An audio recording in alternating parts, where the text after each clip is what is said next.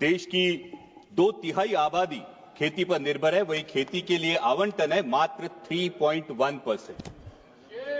Market intervention scheme हो या फिर प्राइस सपोर्ट स्कीम हो, उसके लिए आवंटन है 0।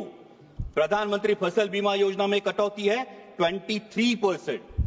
अध्यक्ष महोदय, माननीय प्रधानमंत्री जी ने महाराष्ट्र में आकर किसानों को गारंटी दी थी सोयाबीन को 6,000 रुपए प्रति क्विंटल दाम देने की, लेकिन एमएसपी मिली 4,800 और उसमें भी एमएसपी पर जो खरीद हुई वो खरीद है मात्र 20%।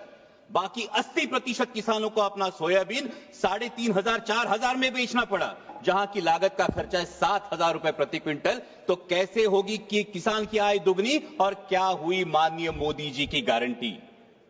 अध्यक्ष महोदय, अभी सरकार सोयाबीन के दाम बढ़ाने के लिए एडिबल ऑयल्स पर इंपोर्ट ड्यूटी लादने की बात कर रही है, पर हाँ, रोगापेक्षा इलाज भयंकर है, क्योंकि उससे सोयाबीन के दाम नहीं बढ़ेंगे, उससे सिर्फ बढ़ेगी तो महंगाई बढ़ेगी। सोयाबीन के दामों पर अगर हमें असर करना है तो जो मक्के की डीडीजीएस है और जो सोया डीओसी है, जो 120 लाख टन अभी भी देश में पड़ा है, उसको एक्सपोर्ट करने के बारे में सोचना होगा। लेकिन सरकार पर पोल्ट्री और पशु खाद्य इंडस्ट्री की ऐसा क्या दबाव है कि सरकार सोया डीओसी एक्सपोर्ट नहीं कर रही है? मेरी सरकार से गुजारिश है कि कम से कम 15 से 20 लाख मेट्रिक टन सोया डीओसी एक्सपोर्ट किया जाए। और वैसा ही बहुत इंपॉर्टेंट मुद्दा है प्याज का। जब प्याज को एमएसपी देने की बात आती है तो सरकार कहती है कि प्याज जीवनावश्यक वस्तु नहीं है, लेकिन जैसे ही किसान को 4 पैसे मिलने का अवसर निर्माण होता है तो सरकार निर्यात पर पाबंदी लगा देती है, निर्यात शुल्क लाद देती है और कहती है प्याज तो जीवनावश्यक वस्तु है। अध्यक्ष महोदय, हमारे देश में कई समाज ऐसे जो कभी भी प्याज नहीं खाते। हिंदुओं में भी चातुर्मास में 4 महीने प्याज नहीं खाया जाता, तो फिर प्याज जीवनावश्यक वस्तु कैसे हुई? अध्यक्ष महोदय, अगर ग्राहक को एक औसतन अगर कंजम्पशन देखें तो 5 से 6 किलो औसतन कंजम्पशन होता है। 60 रुपए किलो में भी अगर प्याज खरीदना पड़ता है ग्राहक को, तो भी सिर्फ 300 350 रुपए उसका खर्चा होगा, जो आपके मोबाइल रिचार्ज से भी कम है।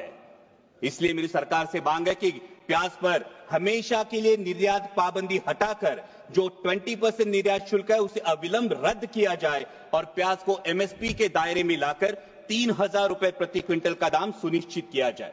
वैसे इस बजट में बहुत सारे मिशन का अनाउंसमेंट हुआ, लेकिन बहुत सारे मिशन के बारे में नाव सोनू भैया ने हाथी कथला वाला है, क्योंकि कथनी और करनी में बहुत अंतर दिखाई देता है। जहां पल्सेस में देश को आत्मनिर्भर होने की बात की जाती है, वही अभी किसान मार्च अप्रैल मई में चना बेचने के लिए मार्केट में आएगा, लेकिन सरकार ने पीले मटर का 31 लाख मीट्रिक टन आयात की है।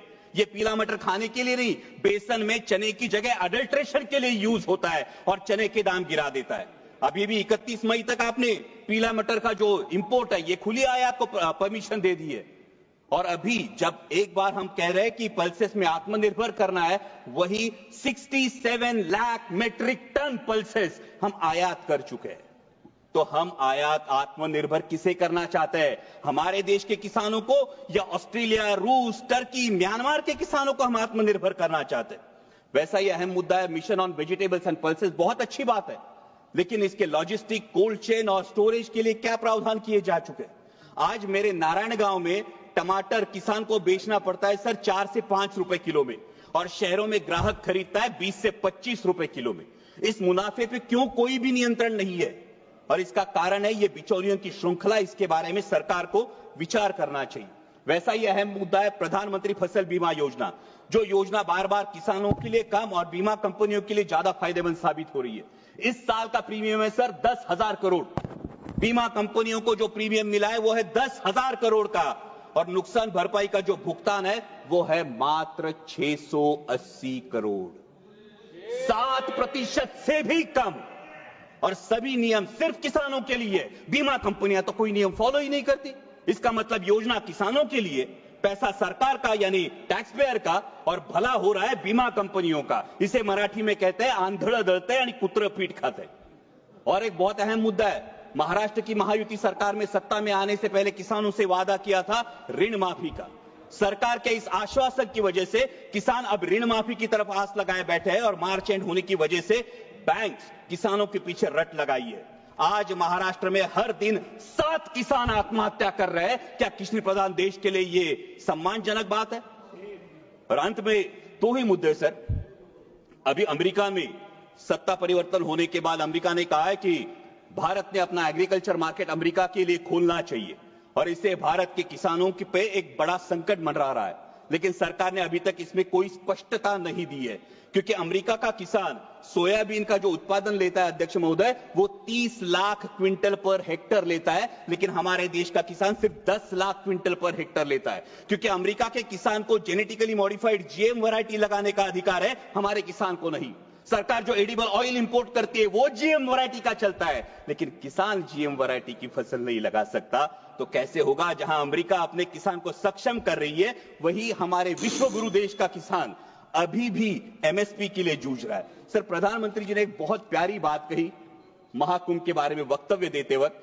उन्होंने कहा कि नदी उत्सव मनाना चाहिए, लेकिन ये नदी उत्सव नदियों का खोलीकरण, रुंदीकरण और पुनरुज्जीवन होगा, तभी असली नदी उत्सव होगा। सर, महाराष्ट्र में कैलाश नागरे जैसा एक युवा प्रगतिशील किसान अगर खेतों को पानी नहीं इसलिए खुदकुशी करता है, तो क्या ये हमारे पॉलिसी पे तमाचा नहीं है? सर, आज हर कोई बहुत सारी चीजें खोदने की बात हो रही है, लेकिन डैमों में जो मिट्टी जमा हुई है सर, 30 से 40% कैपेसिटी हर किसी डैम की कम हुई है। शायद उत्तर भारत में इसका प्रमाण और ज्यादा होगा, लेकिन इसकी मिट्टी खोदने का कोई प्रावधान अब तक किया नहीं। अंत में इतना ही कहूंगा सर, मैं सरकार से गुजारिश करता हूं कि हमारे देश को, किसान को पर्याप्त पानी, अच्छी क्वालिटी का बीज, उत्पाद को सही दाम और इंटरनेशनल मार्केट में कंपीट करने के लिए फ्री हैंड दीजिए।